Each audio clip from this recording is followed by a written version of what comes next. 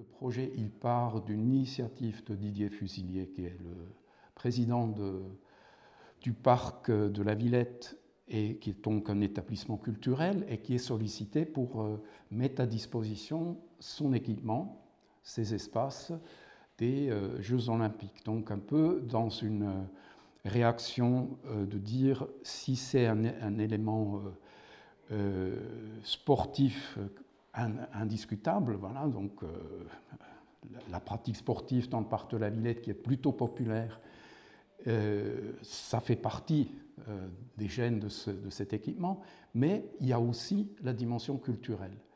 Et donc, il s'est interrogé, mais comment on peut réintroduire cette dimension culturelle dans un événement qui aura une résonance nationale, voire internationale, indiscutablement. Et donc, il s'est porté avec l'idée de faire des pavillons temporaires qui accueilleraient des équipes pour faire des démonstrations de leur discipline sportive en direction du grand public, et que ces pavillons seraient construits par les 20 écoles d'architecture.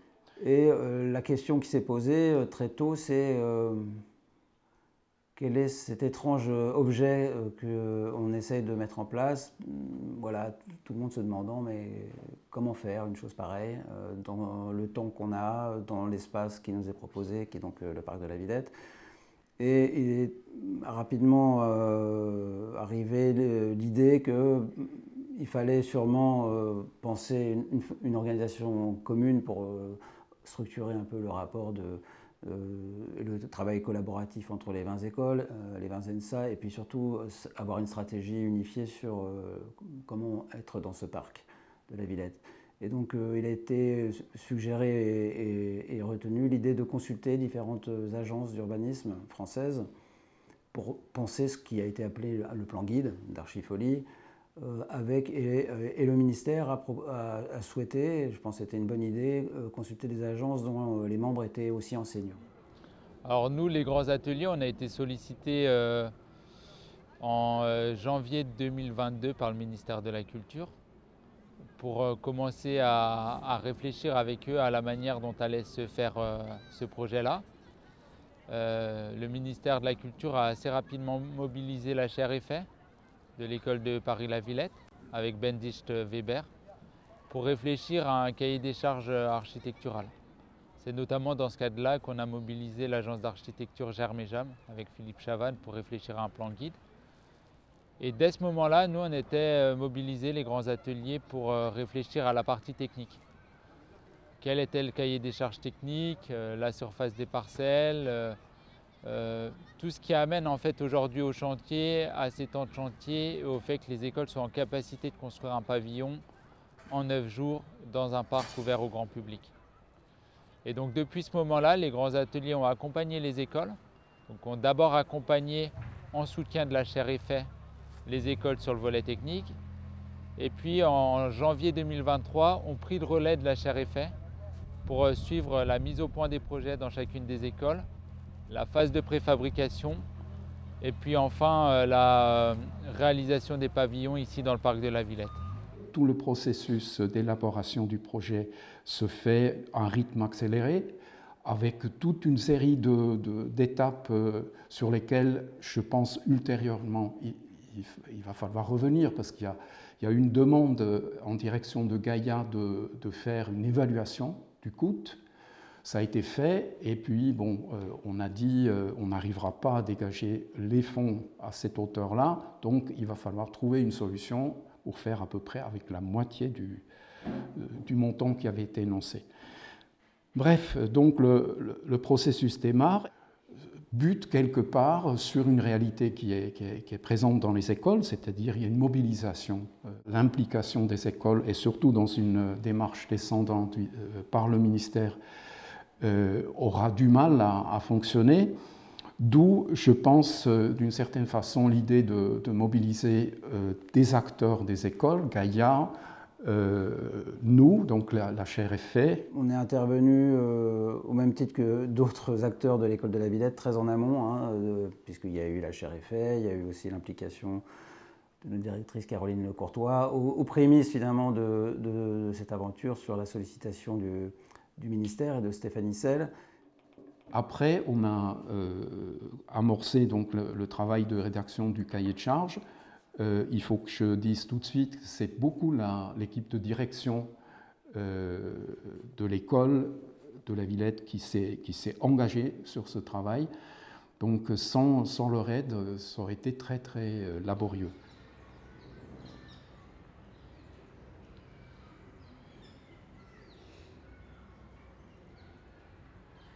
Puis très vite, choix de l'équipe de Germe et Jam pour élaborer tout le schéma directeur qui permet aux différentes équipes de comprendre quelles sont les contraintes dans lesquelles il faut imaginer une pédagogie, parce que voilà, il s'agit aussi de dire dans les différentes écoles aux étudiants clairement, voilà les règles du jeu, et puis anticiper un certain nombre de questions techniques qui sont comment on peut s'implanter sur du gazon, etc.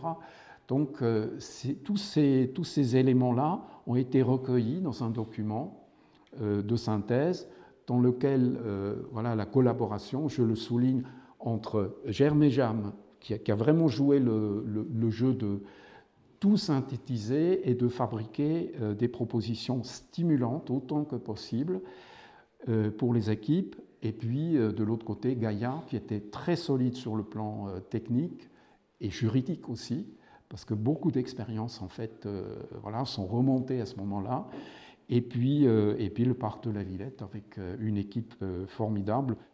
Donc il y a eu cette première étape d'élaboration finalement d'un plan guide, qui était une étape intéressante parce que c'était une petite consultation qui a été très courte, ça a duré je crois 1 mois ou 2 mois, mais elle était en phase ouverte, c'est-à-dire que les équipes étaient en dialogue. Les pavillons devaient avoir 4 vies, même 5 on peut dire, une vie d'exposition, de propositions architecturales, donc ça devrait s'ouvrir maintenant pour qu'on puisse aller visiter ces pavillons, regarder aussi tout le travail qui a été fait par les différentes équipes, le moment des JO avec vraiment ce fonctionnement des équipes sportives qui sont en train d'animer ces pavillons, ensuite les Paralympiques, donc une autre activité sportive et surtout de rencontres de personnes qui peut-être ont beaucoup d'hésitation de s'engager dans une activité sportive et qui de cette façon-là peuvent découvrir que le sport pourrait être une activité qui les intéresse. Je pense notamment aux personnes qui ont un handicap de toutes sortes. Et puis la quatrième vie, encore une phase d'exposition, un petit peu avec l'idée en tout cas dans notre tête d'évaluer cette expérience, d'avoir l'occasion d'échanger, de débattre entre les écoles, qu'est-ce qu'on a appris, sur quoi on est très content et sur quoi on est déçu, et on aurait bien voulu aller plus loin ou faire différemment.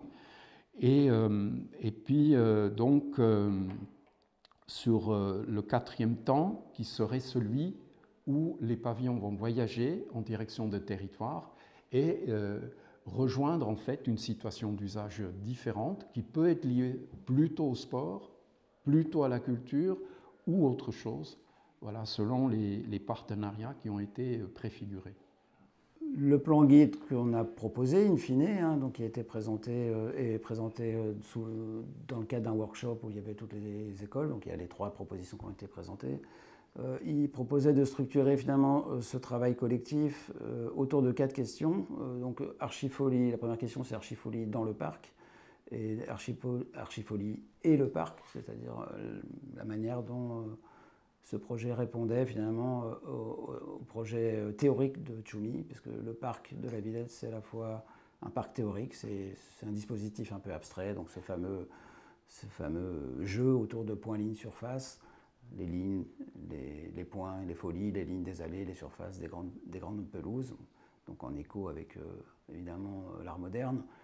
Et puis c'est aussi un parc réel, voilà, un parc qui aujourd'hui est habité, est traversé par la ville, et un vrai parc urbain. On a même dit un parc-ville, dans le sens où c'est pas un parc au sens d'un parc du 19e siècle, un système paysager, une altérité naturelle, mais quasiment quasiment un organisme urbain en tant que tel.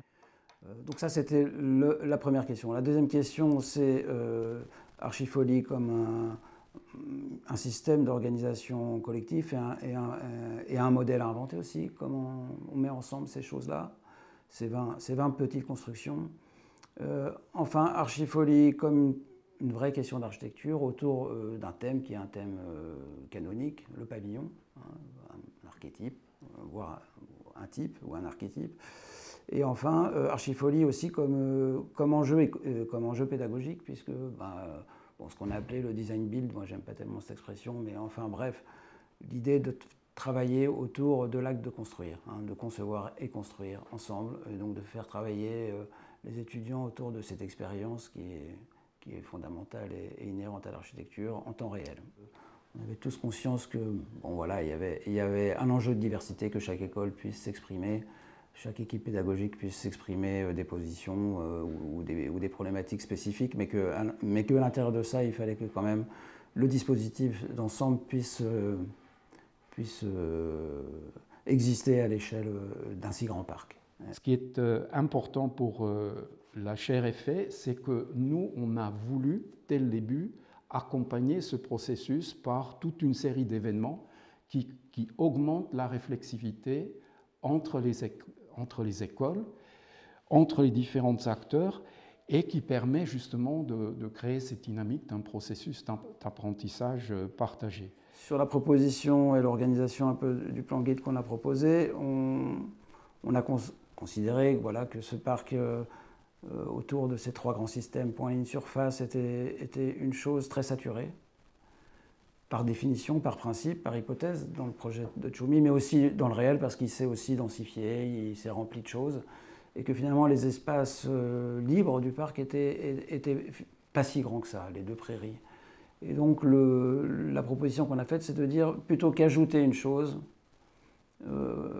installons-nous dans le système, et on a proposé de s'installer dans le système des lignes, c'est-à-dire d'amplifier finalement le système des lignes, qui sont donc ces grandes allées, en positionnant, considérant aussi que le système des lignes, ça appartenait à la dialectique du parc, mais c'était aussi quelque part une évidence urbaine, une évidence historique, c'est la rue, voilà, tout simplement. C'est mettre donc il y a la question de la géométrie, il y a la question de l'urbanité d'un dispositif vieux comme le monde. Donc il nous semblait à la fois simple et efficace. Après, le deuxième élément, c'est que au-delà de cette figure un peu unificatrice qui permet de mettre tout le monde ensemble, on a cherché à définir finalement les conditions de l'unité du dispositif. Voilà, en craignant effectivement le côté addition, collection de pavillons. Et on a réfléchi à l'idée de commun, en se disant qu'est-ce qu'il pourrait avoir de commun, tous ensemble. Et il y a un peu 3 éléments qui ont permis de traiter cette question. Le premier élément, c'est l'idée d'une plateforme commune qui intégrait le fait qu'on ne pouvait pas toucher au sol du parc, on ne pouvait pas fonder dans le sol du parc, on devait protéger les pelouses, etc. Et donc on a pensé que les fameuses lignes pouvaient être aussi un promenoir, hein, donc un deck qui permettait de parcourir le long de la périphérie de ces grandes prairies et de distribuer les différents pavillons. Et puis ensuite, après, on a pensé, avec Gaillard en particulier, avec les équipes du parc, que ce deck, ça pouvait être aussi un chemin de grue.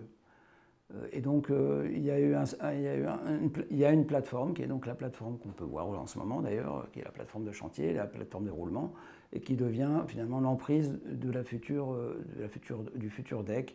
Et le deck, c'est comme, on voit ça sur les bords de plage, ces allées en planche qui sont décollées du sol.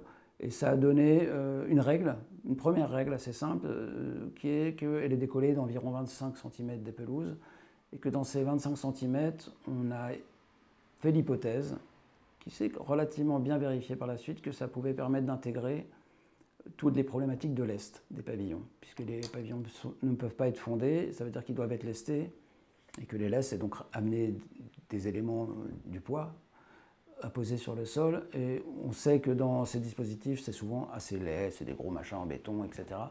Et on a pensé que les écoles pouvaient en faire un sujet pour essayer d'intégrer ces éléments de lest dans l'épaisseur, dans cette épaisseur de sol de 25 cm. Et bah, ça a plutôt bien marché, c'est-à-dire que beaucoup d'écoles ont réussi à faire comme ça. Et donc il n'y a aucun élément de lest qui dépasse, qui vient un peu altérer finalement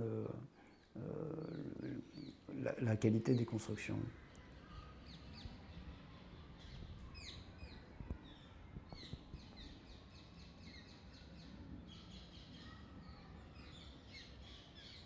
Et donc les règles du jeu, il y en avait assez peu, elles étaient assez simples. Une première règle qui est une règle d'adressage, c'est-à-dire que chaque pavillon doit s'adresser sur le deck, donc face à la prairie, c'est-à-dire il y a un système d'accès, un système aussi de façade, aussi d'alignement qui a été plus ou moins respecté, mais en gros il fallait que chaque pavillon ait un élément qui puisse se référer à cet alignement du deck. Il y avait une autre règle qui était la plus intéressante à mon avis, qui a été relativement suivie, pas tout le temps mais relativement suivie, qui était une règle de plafond et de gabarit, c'est-à-dire de se dire à l'échelle de ce parc, de ces grands objets, hein, par exemple la prairie la ligne sur l'allée du Zénith, il y a la Philharmonie derrière. Donc vous voyez, des petits bâtiments tout petits lilliputiens et ce mastodonte. Et donc on a proposé que les écoles, de manière à unifier, à donner une consistance finalement à cette ligne, quelle que soit l'hétérogénéité des projets, qui était une donnée, c'était que peut-être qu'il y ait quelques plafonds de référence qui unifient les choses, qui les relient virtuellement. Et donc ces plafonds, c'est tout simplement les plafonds donnés par les folies de Tchoumi, c'est-à-dire 3 plafonds, un plafond bas, un plafond intermédiaire, un plafond haut. Et en disant, bah, c'est peut-être le plafond bas qui correspond au premier étage des folies, qui pourrait être la ligne virtuelle qui relie tout ça. Et après, il y a des émergences qui pourraient se référer à l'échelle des folies. Et voilà. Donc dans l'idée aussi d'intégrer finalement, ou d'intégrer la folie dans le dispositif, ou de s'intégrer au dispositif des folies. Vous pouvez le prendre dans les deux sens. Alors après, les contraintes. Ben, les contraintes, il y a le temps, il y a l'espace, il y a les moyens, et il y a les jeux d'acteurs. Donc en fait, c'était plein de contraintes. Hein. Peut-être la plus lourde étant le temps. Parce que ça a mis 2 ans, donc on ne peut pas dire qu'il n'y avait pas de temps. Mais c'était à chaque étape, finalement, des temps et des étapes à passer pour essayer d'arriver au résultat assez tendu à chaque fois.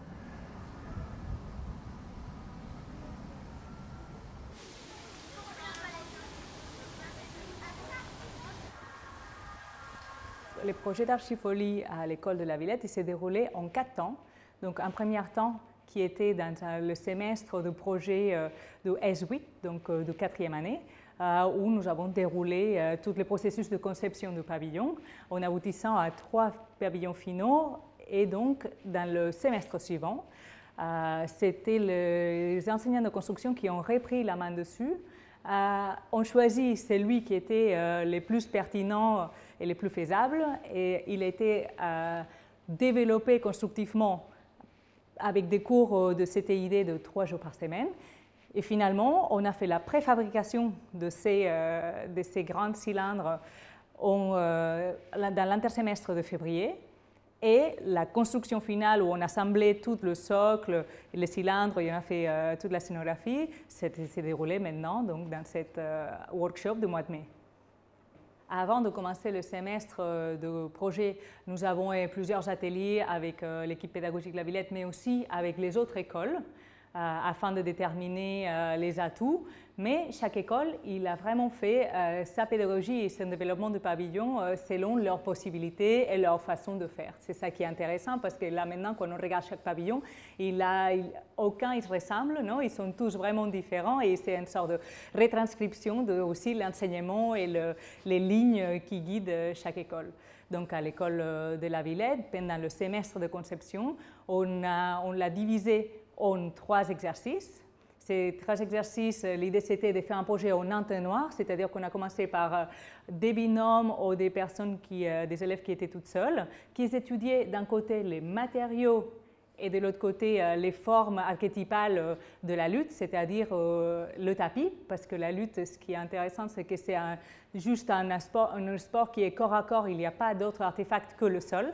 Donc la lutte, ici on voit le tapis, donc ce tapis qui est le rond dans les carrés.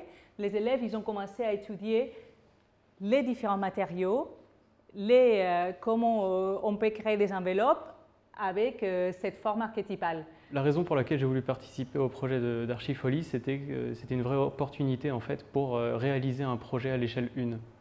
Ça veut dire qu'on partait d'une idée et on avait une véritable commande derrière où on savait que notre projet allait être concrétisé, qu'on allait travailler avec le matériau, qu'on allait travailler avec la forme et c'était vraiment une approche holistique du début à la fin du projet. Et c'est pour ça que moi j'ai voulu intégrer cet atelier d'Archifolie en premier lieu. Et donc la façon dont la pédagogie s'est déroulée, c'est qu'on a d'abord une recherche un peu formelle sur l'espace, sur les formes que ça nous impliquait, la lutte dans l'architecture. Et ensuite, à partir de là, en construisant dans le détail, on est arrivé sur une recherche des matériaux. Donc moi, avec mon binôme, on a d'abord travaillé la pierre et on a vite compris que la pierre elle-même, c'était un matériau qui était assez limité. Et donc, il fallait qu'on ait un travail, on va dire, collaboratif entre plusieurs matériaux. Donc, dans mon cas, l'acier et la pierre, pour combiner leurs forces et arriver avec quelque chose qui pouvait tenir et être réutilisé dans le temps. Et donc, par exemple, dans le cas du Gabium Coliseum, nous, on était parti sur un peu une forme de rond qui dialoguait avec la parcelle voisine et qui venait utiliser du gabion, donc l'alliage de l'acier et de la pierre, pour utiliser le poids de la pierre dans la structure qui était une structure légère qu'il fallait ancrer dans le sol sans l'enterrer. Et donc en ayant un travail collaboratif entre tout ça, on a réussi à avoir une structure légère implantée et qui se posait. Et donc ça a été un peu le projet du Gabium Coliseum qu'on a réalisé. En deuxième partie, dans le deuxième exercice, ils ont approché le sport de la lutte, donc nous sommes allés les pratiquer, donc nous sommes allés à l'INSEP où ils nous ont accueillis, on a pratiqué nous-mêmes le sport de la lutte et on a échangé avec les lutteurs et avec toute la fédération. Et l'idée c'était vraiment de comprendre comment le sport il peut se retranscrire par l'architecture et notamment par les mouvements. Le sport de la lutte c'est un rapport de force très fort. Et donc, comment nous poussions intégrer ça dans l'architecture. Donc, il y a 6 propositions des élèves qui sont sorties. Ils se sont regroupés. Donc, les groupes qu'il y avait de l'exercice 1, ils se sont regroupés par rapport à leurs affinités selon les différentes recherches qu'ils avaient faites et leurs différents matériaux. Et donc, il y a la tension, l'agilité, les basculements, non, la réciprocité, la fluidité, l'équilibre qui sont mis en place et traduits par une architecture. Nous sommes arrivés au jury final où il y a eu donc, plein de remarques de la fédération et des professeurs de l'école.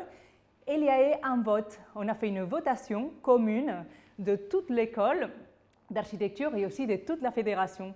Et ce qui est intéressant, c'est qu'il n'y a pas eu un gagnant de ces 6 projets, sinon qu'il y a eu 3 lauréats, on va dire. Et donc, ce qu'on a fait, c'est un workshop d'une semaine où tous les élèves qui étaient participés au semestre, n'importe de quel projet, ils ont participé pour améliorer ces 3 projets finaux en apportant, en essayant de reprendre les remarques faites par les jurys à ces moments-là. Ces 3 projets qui étaient très différents. Donc, le Gabium Coliseum, un assemblage des gabions sur cette idée archétypale de la lutte ancestrale. Le souplex qui était avec cette idée d'intégrité qui faisait aussi appel à toute une histoire de l'école de la Villette et de cette recherche structurelle. Et Up and Out, qui était un projet assez minimaliste en essayant de mettre en exergue les mouvements de la lutte. On était étudié par les professeurs et par toute l'équipe pédagogique de l'Archifolie de la Villette et nous sommes arrivés à la conclusion que Up and Out, c'était le projet plus convenable et par sa faisabilité et aussi parce qu'il y avait un apport assez, plus, on va dire, holistique et global de la question de la lutte et de le sport. Et aussi, il y avait une intégration forte au Parc de la Villette et avec l'École de Lyon. Alors, le pavillon Up and Out, il est basé sur deux mouvements de la lutte, Up et Out. Up, c'est un mot qui dit l'arbitre quand le lutteur il arrive à mettre l'adversaire au sol, parce qu'il faut que ça se relève tout de suite. Et c'est aussi faire référence à tous ces mouvements non, qui sont très impressionnants de soulèvement des corps dans la lutte. Donc, cet mot, il a été retranscrit dans le pavillon par ces grandes puits de lumière rouge qui viennent prendre le rond qui est le rond du tapis. Donc, c'est cette idée de s'élever, de se soulever, de se mettre vraiment dans l'air. Et l'autre mot, c'est out. Donc, si vous avez vu que le tapis, c'est un rond dans un carré. Et en fait, une autre façon de marquer des points, c'est de mettre l'adversaire en dehors du rond. Et donc, de le mettre dans cette zone carrée. Donc, l'idée du pavillon, c'est donc d'ouvrir ces quatre côtés. Donc, c'est pour ça que c'est que les quatre angles qui tiennent la structure du cylindre pour pouvoir laisser toutes les quatre faces ouvertes et donc avoir cet esprit d'échange, cet esprit de sortie et de rentrée, non? Et aussi, plus spécifiquement par rapport à le site exact qu'on a choisi. Donc, quel est le rapport donc, avec la folie voisine, le rapport avec l'école de Lyon, non, cette passage, cette grande ouverture, mais aussi avec la pelouse où il va y avoir plein d'événements et aussi l'arrière vers le Zénith et vers l'allée du Zénith et la Philharmonie. Et donc ça, c'est ce qu'on a exposé à l'école de Paris-Malaquais lors de l'exposition globale de toute Archifolie en juillet 2023. C'était un moment magnifique, hein, l'après-midi qu'on a passé avec Tchoumi à Malaquais. Il était, bon, d'une part très ouvert, mais ça, c'était pas une surprise, mais surtout très, très à l'écoute, Il a quand même fait une restitution en amphi des 20 projets qu'il avait vus, sachant que ce n'était pas 20 projets, parce que certaines écoles avaient plusieurs projets. Voilà, en ayant un commentaire pour chacun. Donc, non, j'ai trouvé que c'était une chose, c'était un très bon moment. Et bon, voilà, un grand architecte, quoi, qui a su, moi, enfin, je ne sais pas si c'était un choix ou pas, il faudrait lui poser la question, mais il a su rester assez discret dans tout ça, c'est-à-dire qu'il n'était pas du tout omniprésent dans tout le moment de l'élaboration, il n'a pas cherché à défendre son œuvre ou quoi que ce soit, il a juste dit qu'il ne voulait pas de rouge, bon, c'est une petite blague, donc finalement il a accepté, mais pour le reste, il a posé aucune contrainte finalement. Voilà, donc tout le monde a eu une grande liberté. Et de mon point de vue, enfin, par rapport à notre expérience, on a eu donc assez peu d'interactions avec lui, sauf le jour de ce workshop. En revanche, on a eu, je pense, j'espère, une forte interaction avec son œuvre. C'est-à-dire que ça a été quand même le premier sujet pour nous, c'était comment dialoguer avec le parc.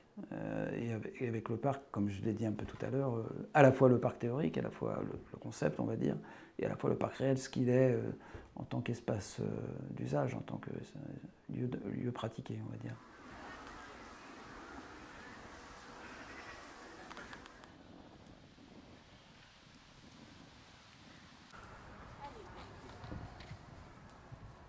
Dans le cadre de ce projet Archifolie, qui est donc juste là, derrière nous, en train de se concrétiser, comment dire, la construction a été assez intéressante, alors à la fois complexe et intéressante, parce que la contrainte qui nous était donnée par le ministère de la Culture, notre ministère de tutelle, était que les projets devaient rentrer dans un cadre pédagogique, le cadre pédagogique des écoles, donc dans la grille pédagogique des écoles. Alors notre grille pédagogique est assez vaste, elle permet des choses, mais avec des contraintes horaires assez précises. Donc le projet a démarré dans le cadre d'un groupe de projets, d'un studio de projets, donc avec un quota d'heures assez important, voilà, un groupe de projets traditionnel, et qui a abouti à 8 projets, dont 3 au final ont été présélectionnés par la fédération de lutte, qui est notre partenaire principal sur l'opération, enfin le partenaire côté Jeux Olympiques, quoi, côté fédération sportive. Donc 3 projets au final, pas trop constructibles, Et donc on récupère, nous, là on parle donc d'un semestre qui est le deuxième semestre de master première année, groupe de projet. Et donc nous, le champ STA, mais d'autres champs, parce qu'on change du coup de format, on passe dans un format qu'on appelle chez nous le CTID, cours transversal interdomaine, et qui a pour vocation de favoriser la transversalité. Et donc l'idée c'était dans le cadre de ce CTID Archifolie, de faire intervenir des enseignants de différents champs disciplinaires, des constructeurs, mais aussi des architectes, des plasticiens, des historiens, enfin bref, tous les champs qui composent une école d'architecture. Donc ça a été très important. Et puis, donc on hérite de ces 3 projets. Et puis en début d'année, donc premier semestre de Master 1, donc le S7 de l'année qui suit, on se réunit avec les enseignants concernés parce qu'il faut trancher. Je pense que l'intégration, c'était d'abord... en fait, le projet a commencé déjà en amont, avec toute la phase de conception et tout ça. Et moi, je faisais partie de la première équipe qui montait en fait le projet dans l'école comme phase test. Et ça m'a vachement plu et je me suis dit que j'avais trop envie de le voir monter en vrai dans le parc de la Villette et de pouvoir participer à la conception en entier. Et c'est pour ça que je suis arrivée là au mois de mai sur ce chantier. On pose des projets, on regarde, on pèse le pour et le contre. On regarde bien sûr la qualité des projets proposés, mais aussi leur faisabilité. Dans quelle mesure ces projets ne sont pas figés dans une forme qui ne leur permettent pas d'évoluer vers une constructibilité. Parce que assez souvent, quand on passe à la construction, on a un peu de pertes. On a aussi beaucoup de gains, mais voilà, il y a des arbitrages. L'architecture n'est pas une science linéaire et ni exacte, donc il y a des arbitrages à faire. Et donc on part sur une version du projet qui est derrière, un peu différente, où on imaginait que le futur cylindre rouge, qu'on ne voit pas encore, serait suspendu par un système de câbles un peu flottant, comme ça, un petit peu évanescent, finalement très peu de matière. Les premiers calculs qu'on fait donc en interne à l'école nous montrent très vite que ça va être assez compliqué, pour une raison qu'on avait un peu, je dirais, sous-estimée au départ, quand on laisse les étudiants réfléchir librement, c'est que les contraintes données par le parc de la Villette sont draconiennes. Ça veut dire qu'on n'a pas le droit de planter le moindre élément dans la pelouse. Le projet se boucle à peu près, on va dire, en avril, avec un surinvestissement des enseignants en charge. Bon, on le fait avec plaisir, mais enfin bon, il y a des limites à tout. Il faut dire aussi qu'on a visé une échelle 1, ce qu'on appelle l'échelle 1 dans notre jargon d'enseignants, justement le fait de construire, de faire pour les étudiants le passage d'un dessin ou de plusieurs dessins à une réalité. Ici, on est dans une espèce d'échelle 1 un peu maximale, quoi. Je ne pense pas qu'on fera plus dans notre vie d'enseignant. C'est un peu, voilà, c'est un peu extrême. L'échelle 1, c'est toujours quelque chose qui m'intéresse parce que dans le métier d'architecte depuis à peu près 30 ans, il y a toujours eu cette division entre le penser et faire. C'est quelque chose qu'on a aussi vu en séminaire à travers des textes, donc c'est toujours très intéressant en tant qu'architecte de voir ce lien et cette articulation entre le penser, qui est la conception, en général faire un projet, et le construire. Et on voit forcément maintenant que entre ceux qui le conçoivent et ceux qui le dessinent et ceux qui le construisent, parfois il y a des articulations qui ne sont pas très bien faites. Et le chantier, c'est un peu un moment de résistance où on voit qu'il y a effectivement l'artisanat qui a été un peu, on va dire, effacé par l'industrialisation, les produits, la standardisation. Et le chantier reste quand même un moment où c'est une résistance, on a un savoir-faire, on a une intelligence qui est sur place et on fait avec ce qu'on a, quoi. Donc c'était ça qui m'intéressait d'abord sur le pavillon. Après évidemment, voilà, il y avait le côté aussi où c'est un hasard d'une certaine manière. L'échelle 1, on en fait à l'école, on en fait dans l'atrium, mais là c'était pour les JO, donc je me disais bon c'est pas mal, le cadre est pas mal aussi, on est dans le parc. Et puis vient donc le lien maintenant entre les études. On a donc un projet qui est ficelé, qui est validé à peu près dans ses grandes lignes par les bureaux de contrôle. La note de calcul de structure est faite, elle est acceptée dans ses grandes lignes. Les fournisseurs sont identifiés. Les délais sont à peu près maîtrisés, on voit à peu près où on va. Et là, on passe au chantier. On fait un appel et on récolte 38 étudiants. Alors moi je suis arrivée un peu particulièrement parce que je travaille dans l'atelier maquette de l'école. Et les gens qui concevaient le projet travaillaient à l'atelier maquette pour préparer des maquettes, voir si ça marchait, etc. Et du coup, on m'a intégrée dans le groupe. Et donc ensuite j'ai suivi le reste, je suis allée dans le cours après à la suite. Et du coup j'ai fait un intensif pour préparer le cylindre. On a testé le cylindre pour voir s'il marchait à l'école. Et là du coup une semaine pour construire le pavillon ici. J'ai choisi d'abord d'être dans l'intensif qui déroulait en février. C'était le premier essai de monter la structure en cylindre, qui est une partie de notre pavillon de la Villette. On a fait l'essai d'abord à l'école pour essayer la structure en cylindre, comment ça va fonctionner, si ça tient bien.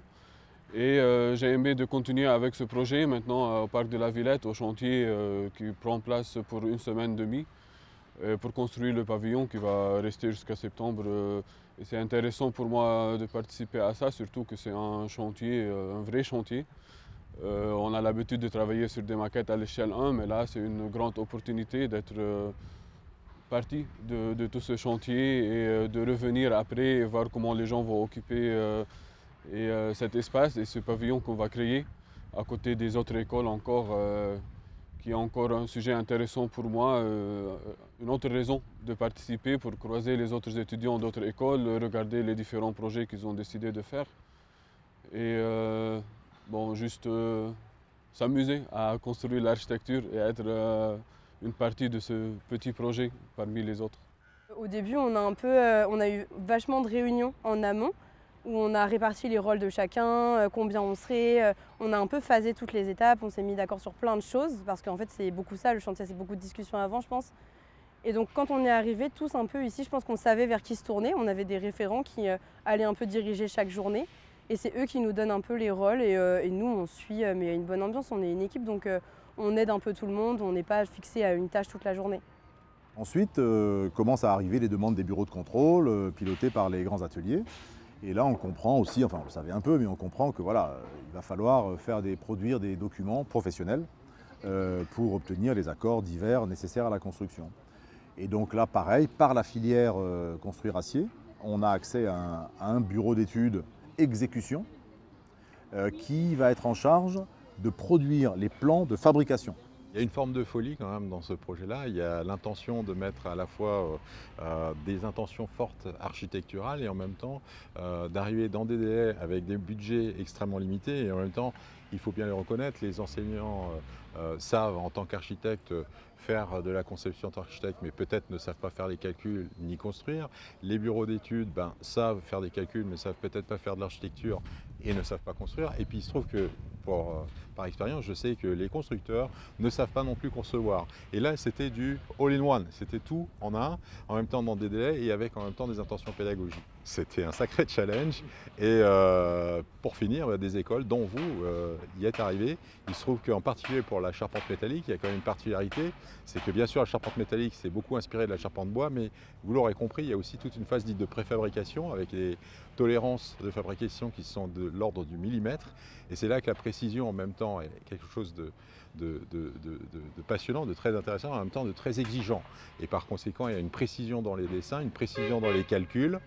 Et en même temps, là, ce qu'on peut voir, c'est effectivement une précision au niveau de l'installation, au niveau de la mise en œuvre, où effectivement les réglages se font au millimètre. Et par conséquent, une erreur d'implantation de quelques millimètres ou de quelques dizaines de millimètres finit par poser de gros soucis sur le chantier.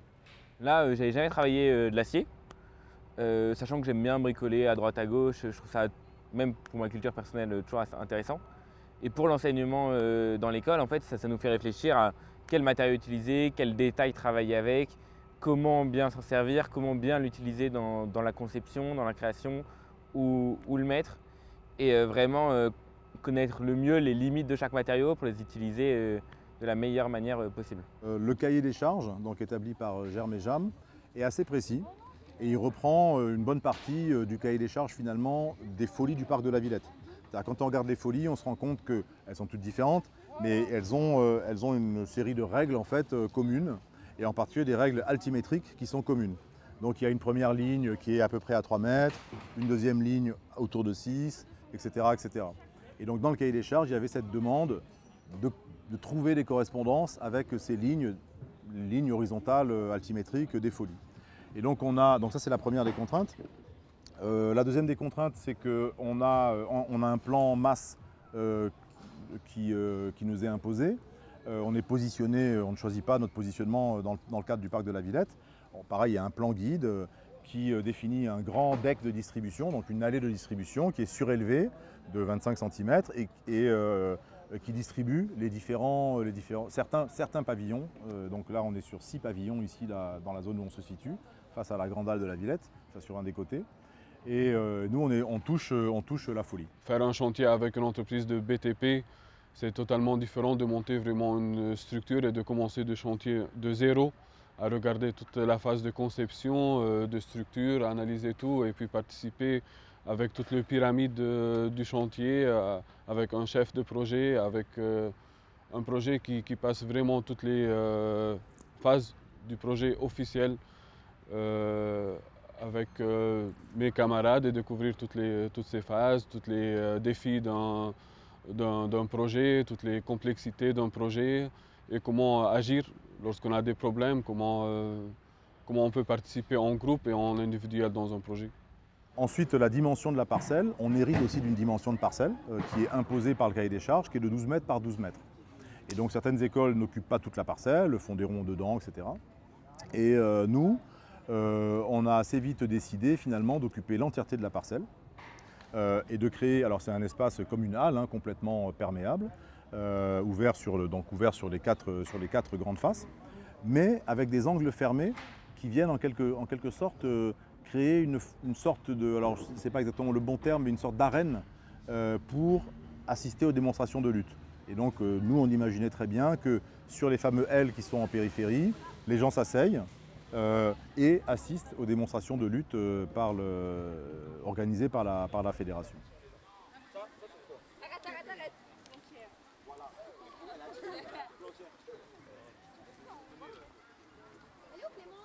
Ce chantier a la particularité d'arriver en pièces détachées, complètement.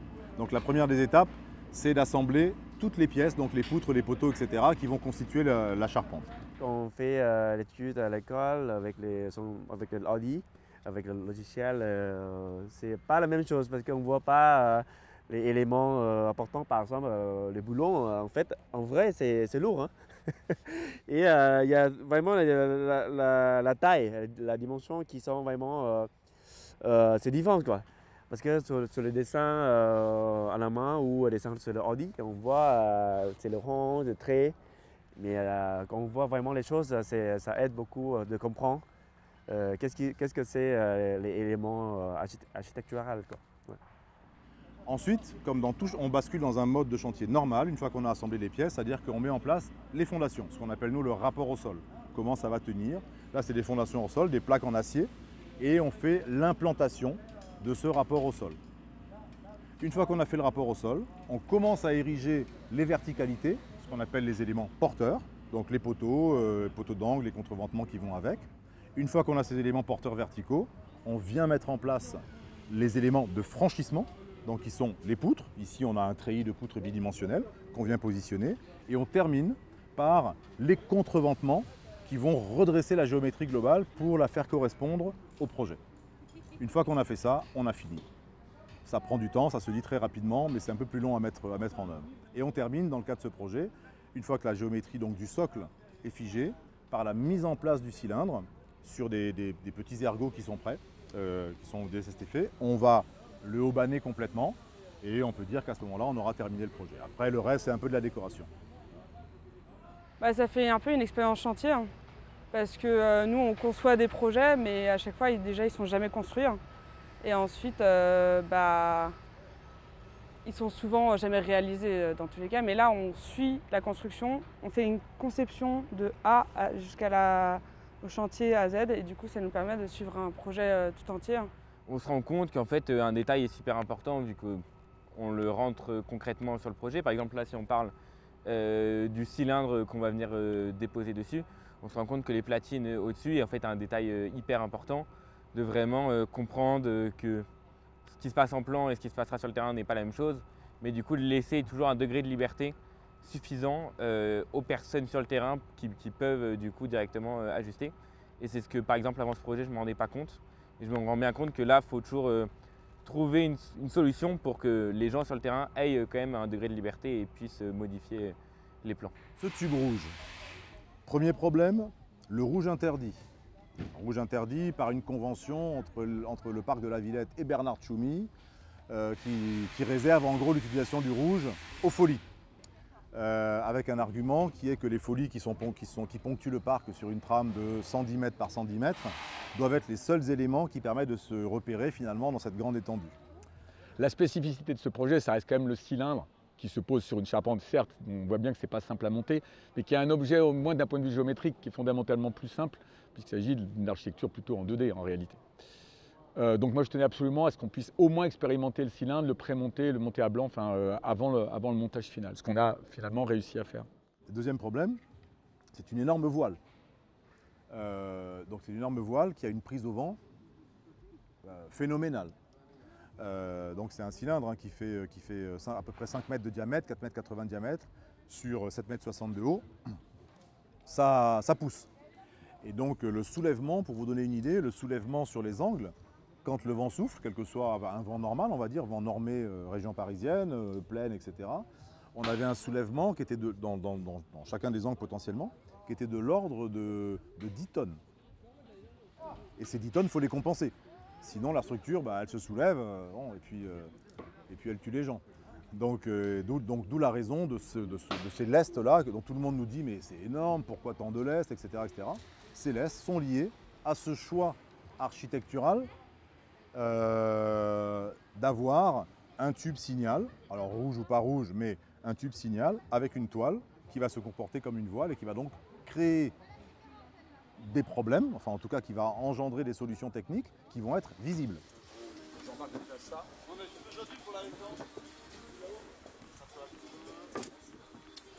La toile, c'est un matériau qui fonctionne en traction.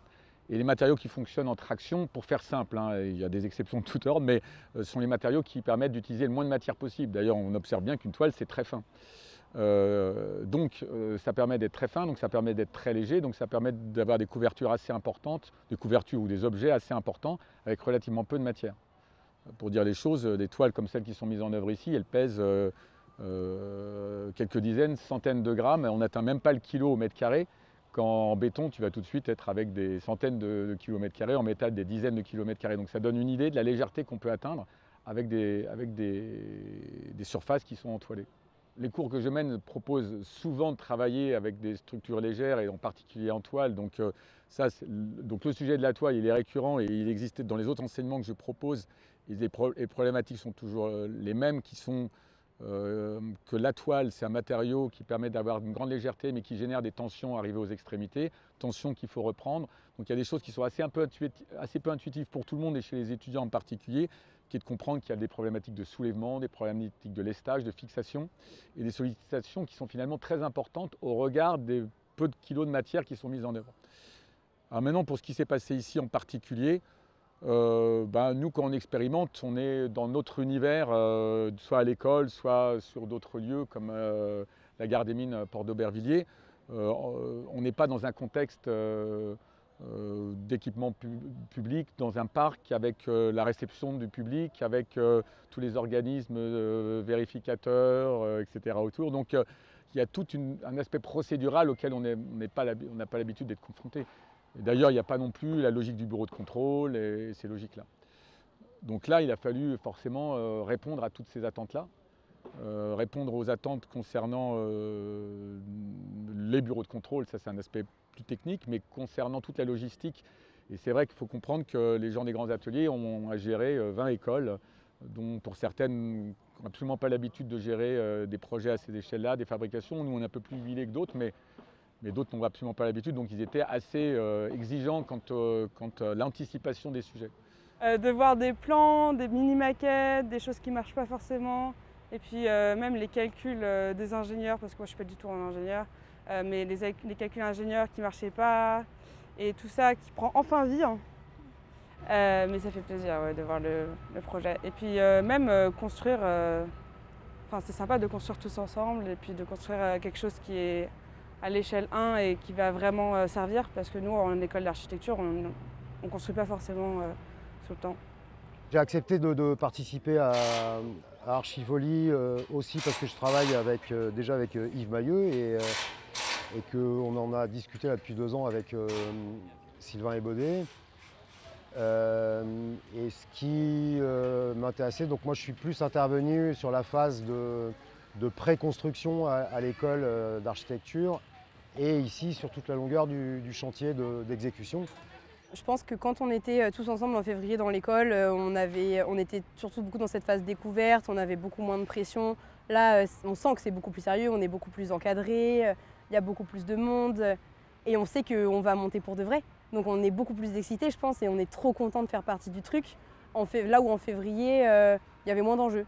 Il y a une multitude de chantiers assez différents et de structures aussi assez différentes.